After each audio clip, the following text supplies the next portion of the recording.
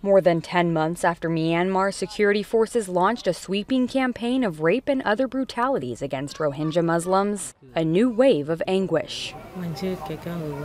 I felt ashamed and scared and thought people would taunt me. For the rape survivors who became pregnant during last summer's attacks on Rohingya villages, many have spent the past year in fear and isolation. The babies not only serve as reminders of the horrors the women survived, but a child conceived by Buddhists is seen as a sacrilege. I told my husband when I was 4 months pregnant, and he said, "It's my bad luck that my wife fell into the hands of non-believers. Everyone escaped, but you couldn't get away."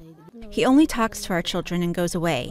He doesn't talk to me. This woman, who is only being identified by her initial M, says she kept her baby, but can't help resenting him.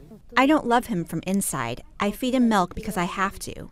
But from inside my heart, I don't want to love him. Any children born at this time of year may grow up with a stigma attached to them, the stigma of being born of a woman that was sexually assaulted. Despite the risk of speaking out, these women and girls are sharing their stories with the hopes that the world will hear their pleas. Given the vastness of the sexual violence documented by the Associated Press last year, relief groups had braced for a spike in deliveries from traumatized women.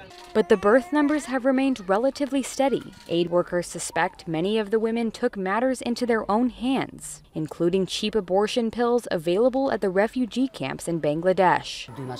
I collected medicine from here and there. First, I took 3, then 4, then 2 tablets gradually. Praise God, in the 3rd month, the abortion happened. Others have determined they simply can't raise the child. And some women have made the heartbreaking decision to leave behind their babies. Each of these babies are being treated on a case-by-case basis with specialised, highly trained case management support. In addition to being shunned by her husband, this woman still struggles to cope with the trauma she experienced when she was raped. I cry day and night, and I can still see the incident right in front of my eyes. And for some of these Rohingya women, that pain is reflected in the eyes right in front of them. Christopher Ye, Associated Press.